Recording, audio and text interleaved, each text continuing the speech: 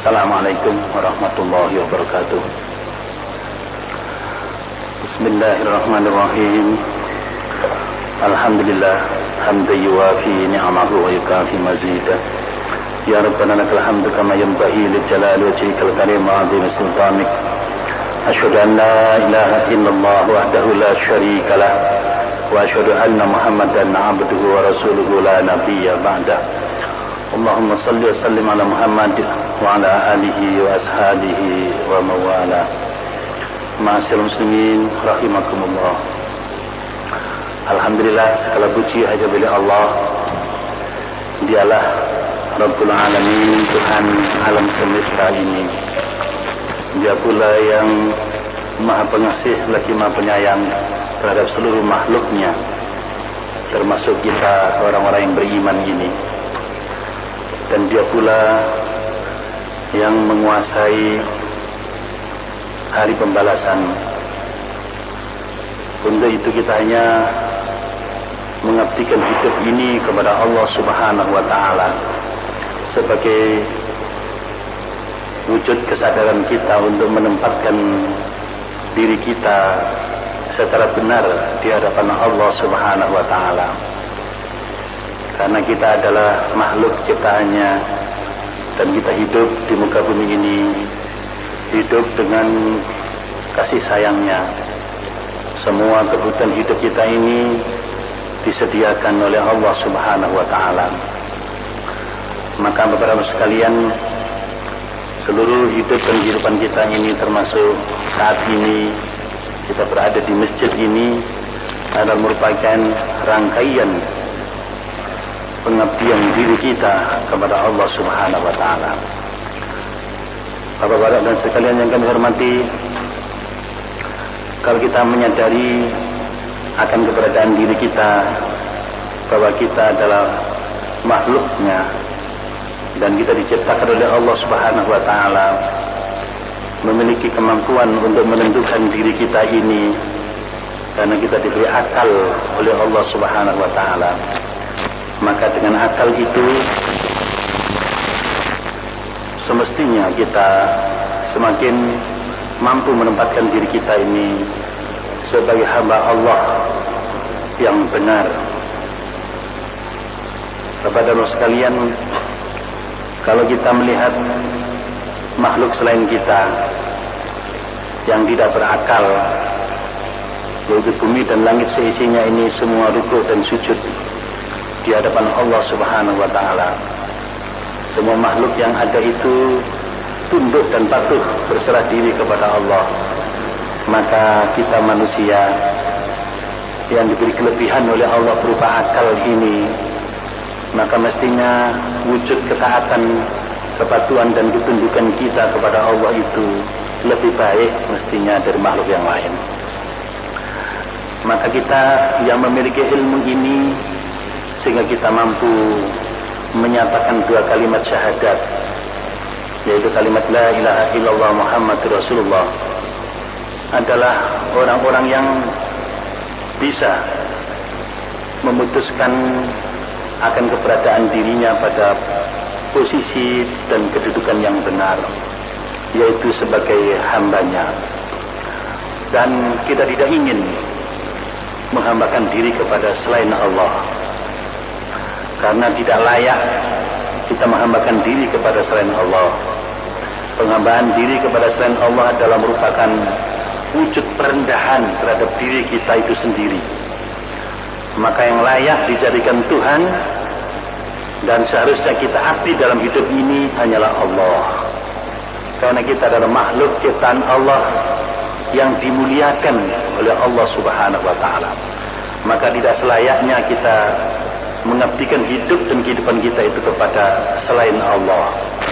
Maka pernyataan la ilaha illallah Muhammadur Rasulullah dalam rukun Islam pertama, yang merupakan pemisah antara kafir dan tidaknya kita, adalah kalimat ini. Kalimat inilah yang mengawali keislaman kita, yaitu kesadaran akan keberadaan diri kita pada posisi yang benar, yaitu menempatkan diri kita secara tepat di hadapan Allah Subhanahu wa taala sebagai hambanya. Bapak dan Ibu sekalian yang kami hormati, jadi menghambakan diri kepada Allah Subhanahu wa taala itu adalah ilmiah. Apa? Ilmiah. Jadi kalimat la ilaha illallah Muhammadur Rasulullah yang kita nyatakan, yang kita sebagai muslim itu, dan kalimat tersebut adalah menunjukkan bahwa kita adalah manusia-manusia yang berpikir dan berpikir secara benar, sehingga kita mampu menempatkan diri kita di hadapan Allah secara benar, yaitu sebagai hambanya. Dan kita tidak menghambakan diri kepada selain Allah, hanya kepada Allah saja kita menghambakan diri itu. Karena itu maka orang yang sudah memahami dan menyadari akan hal ini berusaha untuk tidak mempersekutukan Allah, berusaha untuk tidak mempersekutukan Allah. Nah, kemarin bapak-bapak dan sekalian, kita sudah berusaha satu persatu memahami syirik besar yang membuat kita ini keluar dari agama ini, dan membuat amal kita ini hilang, lenyap, tidak ada artinya, terhapus. Pertama, syirik mengenai doa. Yang kedua, syirik mengenai niat. Dan yang ketiga, syirik mengenai ketaatan. Itu sudah kita bicarakan beberapa waktu yang lalu. Dan sekarang kita masuki pada syirik yang keempat, yaitu syirik dalam cinta. Bapak dan sekalian yang kami hormati, syirik dalam cinta ini yaitu bahwa seseorang mencintai sesuatu selain Allah sama dengan cintanya kepada Allah. Mungkin lebih sedikit, mungkin juga lebih banyak. Dan cinta itu akan menimbulkan ketundukan dan kepasrahan. Bapak-bapak sekalian, ini kan ini persoalan hati, persoalan cinta ini, maka kita harus tata ya hati kita ini. Jangan sampai kita mencintai selain Allah itu sama, akan lebih tinggi daripada cinta kita kepada Allah Subhanahu wa taala. Bahkan mestinya orang beriman itu cintanya kepada selain Allah karena cintanya kepada Allah. Sehingga hakikat cinta itu hanya kita berikan kepada Allah Subhanahu wa taala. Nah, ini Bapak dan sekalian. Jadi hakikat cinta itu hanya kita berikan kepada Allah karena Dialah yang punya hak untuk mendapatkan cinta itu. Kalau kita cinta kepada istri kita karena cinta kita kepada Allah, nah itu cinta yang benar kan? Kalau kita cinta kepada sesama orang yang beriman karena cinta kita kepada Allah. Nah, ini penting untuk kita pahami Bapak-Bapak sekalian, sebab dalam kenyataan ini betapa banyak manusia itu yang dalam mencintai Allah sama dengan yang lain, bahkan yang lain selain Allah itu kadang-kadang lebih kita cintai dari Allah Subhanahu wa taala. Zaman sekarang ini banyak di antara manusia yang lebih mencintai dolar daripada Allah Subhanahu wa taala. Mencintai wanita lebih dari Allah Subhanahu wa taala. Mencintai kedudukan lebih dari Allah Subhanahu wa taala. Sama saja musyrik dan syirkul, termasuk syirkul akbar, apalagi lebih Bapak dan Ibu sekalian. Nah, ini perlu kita perhatikan dan kita camkan secara seksama terhadap keberadaan hati kita ini, keberadaan diri kita, keluarga kita, dan masyarakat kita ini. Apakah kita ini sudah terjerembab ke dalam syirkul akbar ini? Kalau kita mencintai selain Allah sama dengan cinta kita kepada Allah, bahkan lebih, maka kita sudah termasuk melakukan syirik besar. Kalau sekalian berbahagia, Allah menyatakan dalam firman-Nya, "Wa minan nasi may yattakhidhu min dunillahi andada yuhibbunahum ka hubbillah walladzina amanu asyaddu hubban lillah." Dan di antara manusia ada orang-orang yang menjadikan selain Allah sebagai tandingan-tandingan yang mereka cintainya sebagaimana mereka mencintai Allah. Adapun orang-orang yang beriman, amat sangat cintanya kepada Allah Subhanahu wa taala. Bapak-bapak sekalian, maksud dari ayat itu adalah sebagian kaum musyrik ada yang menjadikan bagi Allah sekutu dan tandingan yang mereka cintai dengan kecintaan yang sama atau lebih daripada Allah Subhanahu wa taala. Dan ini mari kita perhatikan ya, konsekuensi orang yang beriman kepada Allah Subhanahu wa taala, maka tidak mungkin atau tidak akan terjadi kecintaannya kepada selain Allah itu lebih daripada cintanya kepada Allah Subhanahu wa taala. Masalah cinta ini masalah energi dalam hidup dan kehidupan ini Bapak dan Ibu sekalian. So, kalau orang itu sudah mencintai sesuatu, maka dia akan siap untuk berkorban dan berjuang untuk sesuatu itu. Bahkan harapannya begitu tinggi kepada sesuatu yang dicintainya itu. Kalau kita ini sudah memahami akan keberadaan Allah, bahwa Allah itulah zat yang segala-galanya dalam hidup dan kehidupan kita ini, bahkan Allah tidak pernah berhenti sedetik pun untuk mengurusi kita, dan semua kebaikan yang ada dalam diri kita ini, yang ada pada kehidupan kita itu adalah karunia Allah, karena perbuatan Allah, karena karya Allah. Maka tidak mungkinlah Bapak dan sekalian kalau kita sudah menyadari akan keberadaan diri kita seperti itu, ya, dan keberadaan Allah Subhanahu wa taala terhadap diri kita, kalau kita memberikan kecintaan hidup itu kepada selain Allah, ya Pak. Ya, kita bisa melihat karena Allah, kita bisa mendengar karena Allah, kita bisa berpikir karena Allah. Saraf kita ini bekerja semua karena Allah. Otak kita bekerja karena Allah. Bahwa seluruh anggota tubuh kita ini bekerja sedemikian rupa karena Allah, bukan karena siapa-siapa. Juga termasuk bukan karena diri kita. Juga bukan termasuk karena apa? Diri kita. Semua itu karena Allah. Jadi Bapak-Ibu sekalian, kalau kita menyadari akan peranan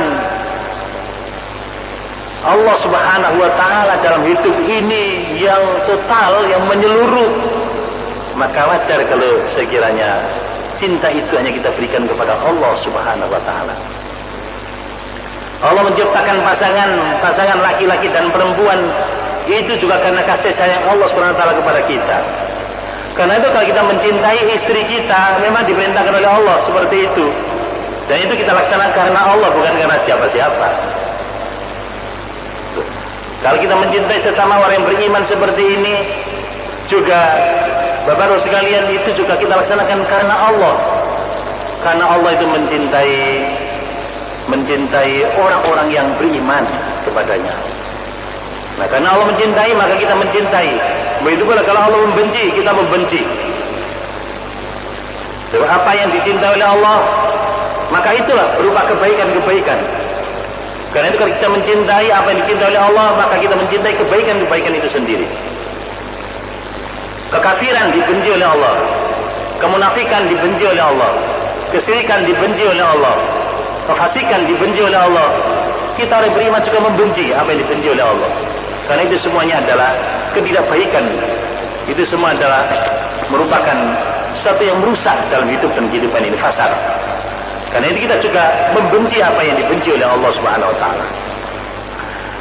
Bapak-bapak dan sekalian yang kami berhormati, karena itu orang yang mencintai Allah maka akan memberikan wala, loyalitas ini, berusaha untuk mendekatkan ya dirinya kepada apa yang memang itu didekati oleh Allah Subhanahu wa taala.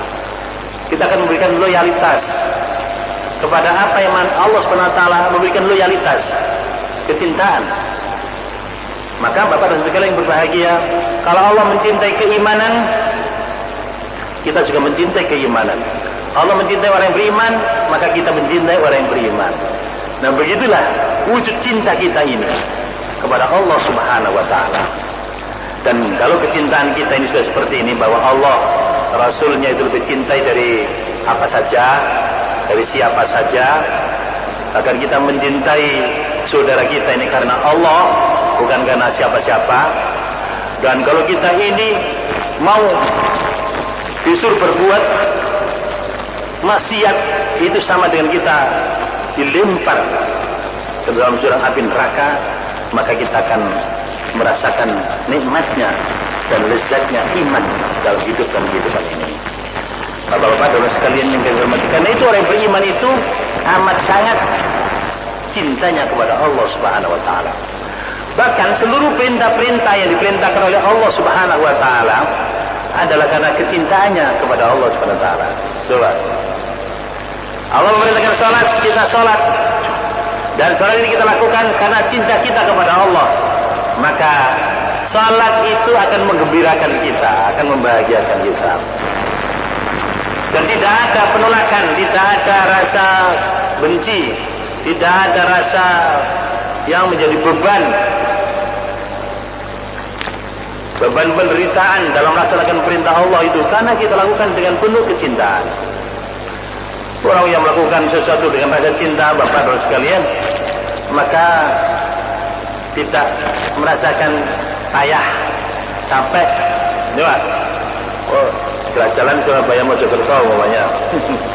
Anak muda disenangi, dicintai, puluhan kilo, berapa kilo itu? 50-60 kilo. Dilaksanakan karena rasa senang, enak saja itu. Enak saja itu. Apa dasarnya? Tidak tahu dasarnya. Yang penting rame-rame kira jalan Surabaya Mojokerto. Itu saja. Pengorbanan perjuangan diberikan, bapak sekalian, mengeluarkan biaya untuk beli pakaian training pack untuk gerak jalan itu. Juga kadang-kadang juga harus membayar iuran, juga harus bawa sangu untuk konsumsinya, dan macam-macam dilakukan. Padahal bapak sekalian, landasannya, dasarnya tidak jelas. Dalam memberikan kecintaan itu saja mau berkorban dan berjuang seperti itu. Apalagi ini perintah Allah dan Rasulnya. Apalagi ini kaitan dengan kecintaan kita kepada Allah dan Rasulnya. Yang mana apa yang diperintahkan oleh Allah itu adalah kebaikan untuk hidup dan kehidupan ini. Nah, pastilah, karena itu kebaikan untuk diri kita, bukan untuk Allah. Kalau kita ini diperintah oleh Allah, seluruh perintah yang ada dalam Al-Quran ini, itu semua adalah untuk diri kita ini, untuk manusia ini, dan sama sekali bukan untuk Allah. Kalau kita melakukan sholat 5 kali dalam sehari semalam, itu untuk diri kita. Kalau kita diberikan zikir oleh Allah, itu untuk diri kita. Kalau kita diperintahkan untuk zakat, itu untuk diri kita. Kalau kita diperintahkan untuk puasa, itu untuk diri kita. Kalau kita diperintahkan untuk haji, diperintahkan haji, itu untuk diri kita. Sama sekali bukan untuk Allah. Sama sekali bukan untuk Allah. Itu adalah untuk kebaikan hidup dan kehidupan kita ini, di dunia ini maupun di akhirat kelak. Bapak-bapak sekalian, di samping kita memahami akan keberadaan Allah sebagai pencipta kita dan pemberi semuanya kebutuhan hidup dan kehidupan kita, termasuk juga Allah memberikan petunjuk yang berupa perintah-perintah, itu jauh untuk kebaikan kita. Maka sudah barang tentu bapak-bapak sekalian, tidak mungkin kecintaan itu kita berikan kepada selain Allah. Pasti kita akan bulat mencintai Allah ini dan hidup dan kehidupan ini dalam rangka kecintaan kita kepada Allah Subhanahu wa taala. Nah, bapak-bapak sekalian, jika kita ini sudah bulat bahwa kehidupan ini kita jalani, kita laksanakan karena kecintaan kita kepada Allah Subhanahu wa taala, maka kita berarti sudah bulat di dalam mengabdikan hidup ini hanya kepada Allah Subhanahu wa taala. Sehingga kecintaan kita kepada istri kita karena Allah, kecintaan kita kepada anak-anak kita karena Allah, kecintaan kita kepada lingkungan di mana kita hidup karena Allah. Kalau begini wujud kecintaan kita, maka kita akan mendapatkan kenikmatan di dalam hidup ini. Karena di sana letaknya kelezatan iman yang akan diberikan oleh Allah Subhanahu wa taala kepada kita. Sehingga yang namanya hidup ini tidak terasa capeknya, Pak. Bahkan disuruh perang pun, disuruh apa, Pak? Perang pun itu terasa ringan saja bila keimanan kita kepada Allah sudah seperti itu. Bila pandangan hidup kita ini sudah seperti itu, sudah mampu menempatkan diri kita ini secara benar dalam pengabdiannya kepada Allah Subhanahu wa taala, termasuk di dalam menetapkan bagaimana seharusnya cinta itu dalam hidup dan kehidupan ini. Bapak-bapak sekalian yang kami hormati,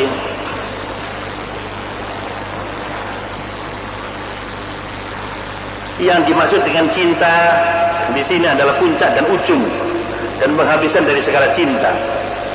Rasulullah SAW meriwayatkan dari Allah Subhanahu Wa Taala, ini hadis qudsi,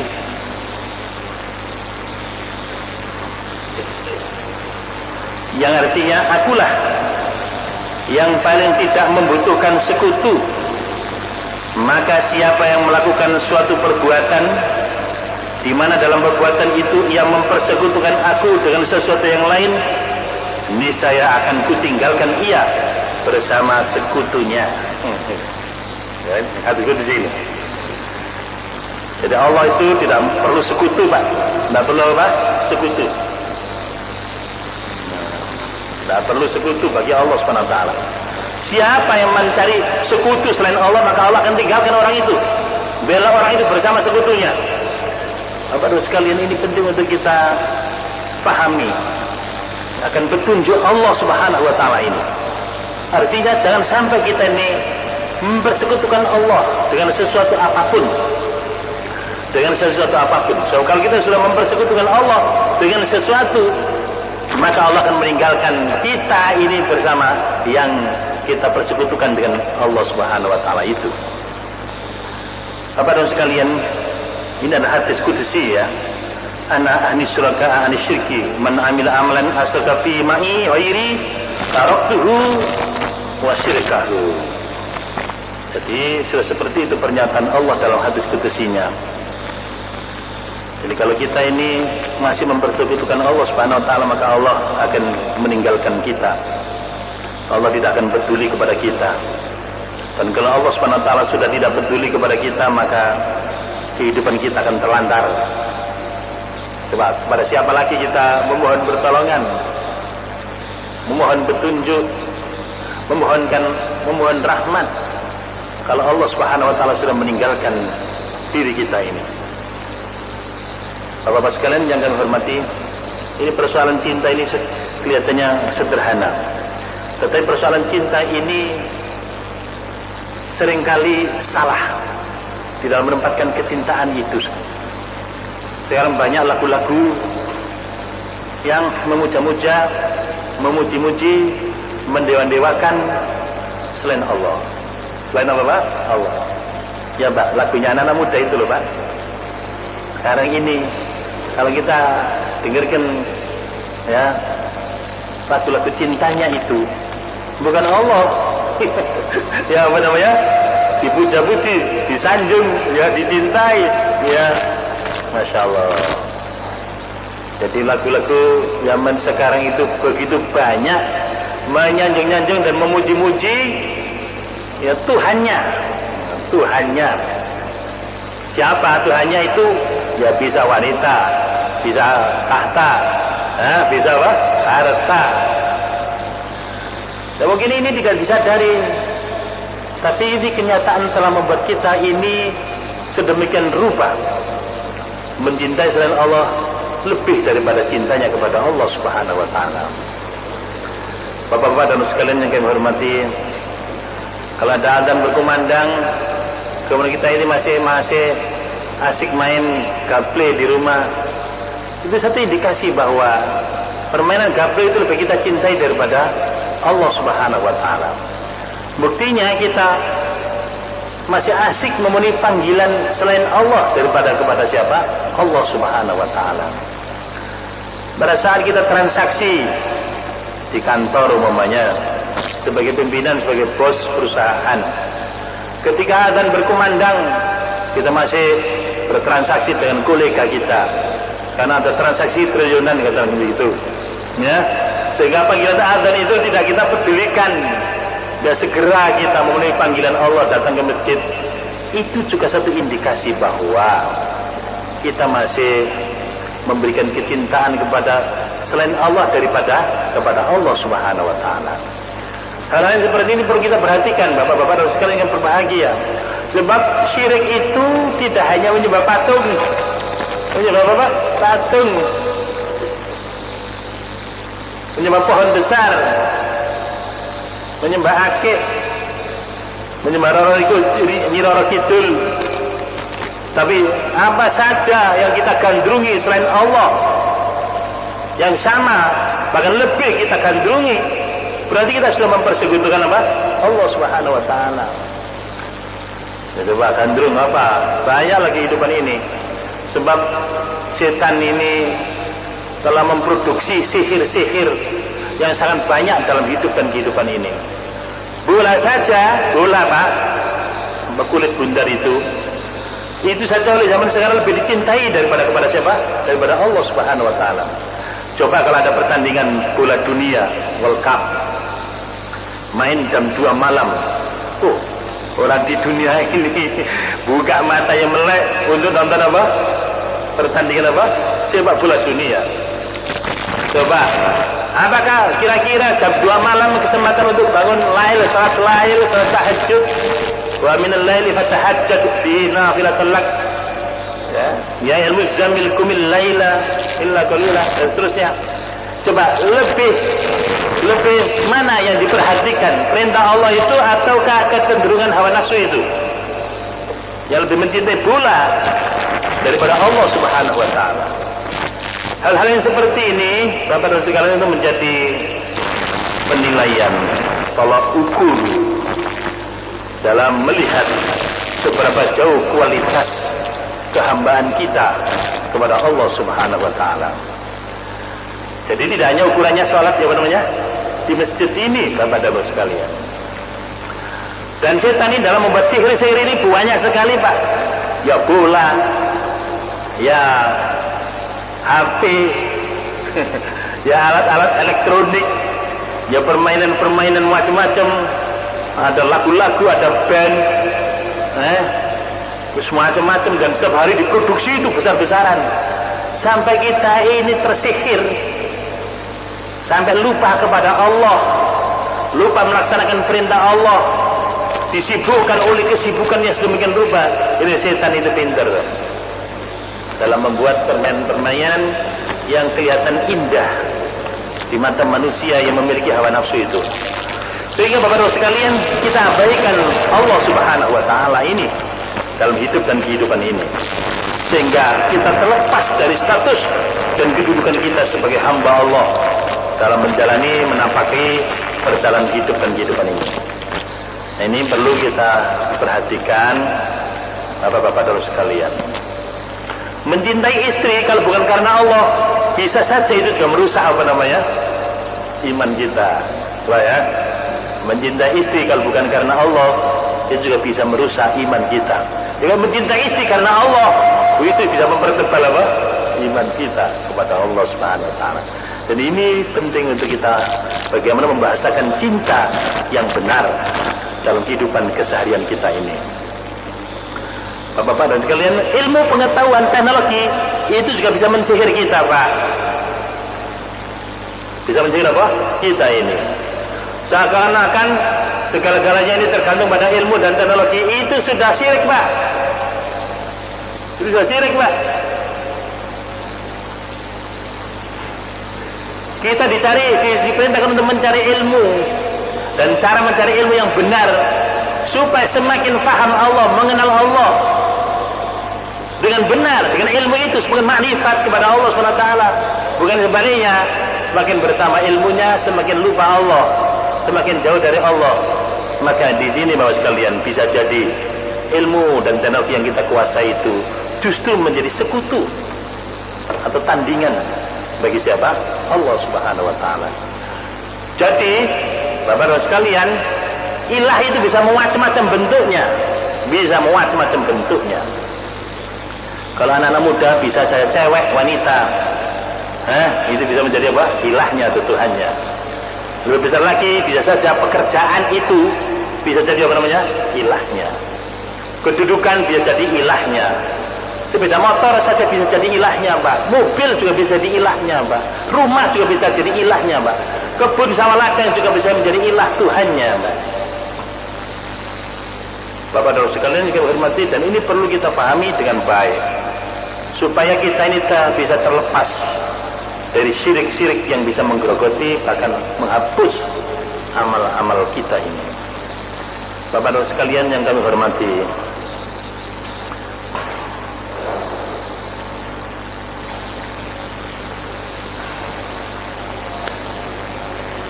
Allah Subhanahu wa taala berfirman,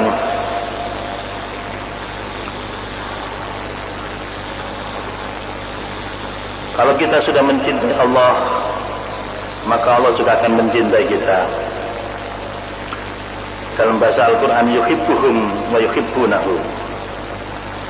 Ia mencintai mereka dan mereka mencintainya, mencintai Allah.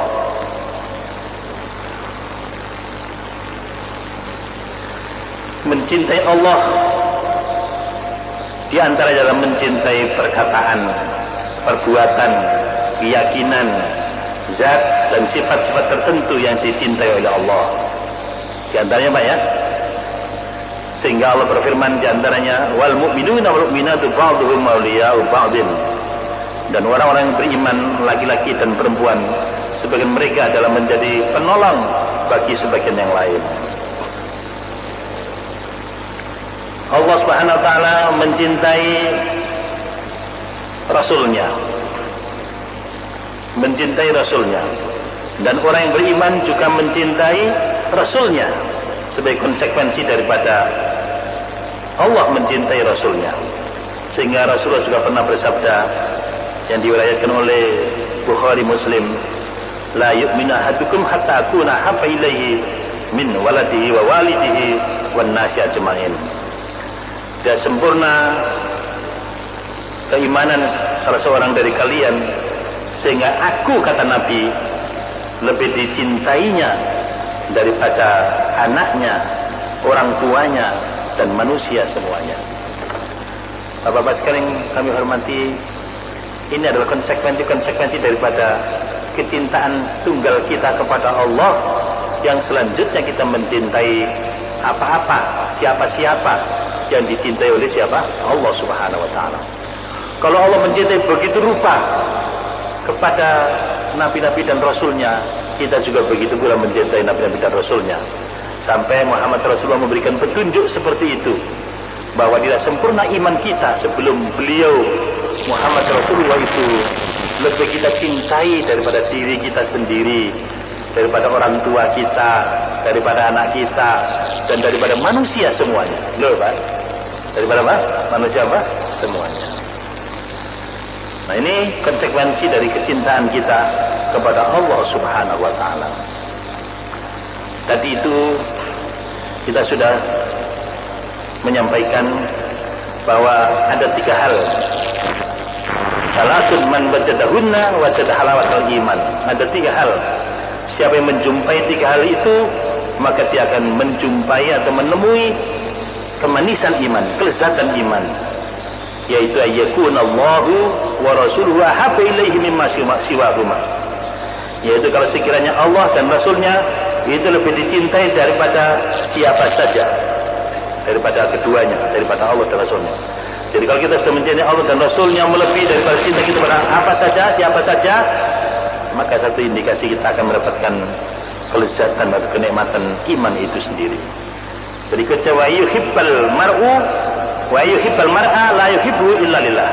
Dan kalau sekiranya seseorang itu mencintai seseorang, dia tidak mencintainya kecuali karena Allah. Ya ini Pak, kita mencintai sesama orang yang beriman ini ya karena Allah, bukan karena siapa-siapa. Kita mencintai istri kita dan lain sebagainya karena Allah Subhanahu wa taala. Wa yakraha ay yurja ila al-kufri ba'da an anqadahu Allah minhu kama yakrahu ayyuhdaba finnar. Dan kalau sekiranya dia membenci, sekiranya dia dikembalikan kepada kekafiran setelah dia diselamatkan oleh Allah darinya, seperti dia membenci kalau dia dilempar ke dalam api neraka. Kalau sekalian, kalau 3 hal itu sudah ada di dalam diri kita, maka kita akan mendapatkan kelezatan dan kenikmatan iman itu sendiri. Bahkan Allah SWT bahkan Rasulullah SAW bersabda, man ahabba fillah wa abghadha fillah wa wala fillah wa ata fillah fa innama tunalu wilayatullah bidzalik wa la yajid 'abdun hukmal iman wa in kathura salatuhu wa shaumuhu hatta yakuna kadzalik wa qad sara 'amatu mu'akhatin nasi ala amri dunya wa dzalika la yujdi 'ala ahlihi syai'a. Hadis diriwayatkan oleh Ibnu Jabir dari Ibnu Abbas. Siapa yang mencintai karena Allah, membenci karena Allah, berserikat karena Allah, bermusuhan karena Allah, sesungguhnya hanya dengan itu wilayah Allah diperoleh. Tak akan pernah seorang hamba merasakan manisnya iman walaupun sholat dan puasanya banyak sampai ia merasakan hal itu. Dan umumnya manusia itu dipersaudarakan untuk suatu urusan dunia, padahal hal itu tidak berguna bagi mereka sedikit pun juga. Nah, ini ada petunjuk dari Nabi kepada kita semuanya, agar hidup dan kehidupan ini kita bangun di atas landasan cinta kita karena siapa? Allah Subhanahu wa taala, benci juga karena Allah, berserikat bersekutu karena Allah. Kalian membenci juga karena siapa? Allah. Ayo. Semuanya karena siapa, Pak? Allah. Ya, kalau kita ini sudah seperti itu, sekalian, maka kalau Allah menyuruh kita berperang, yang diperangi dalam mesti kejelekan, Pak. Gak mungkin kebaikan.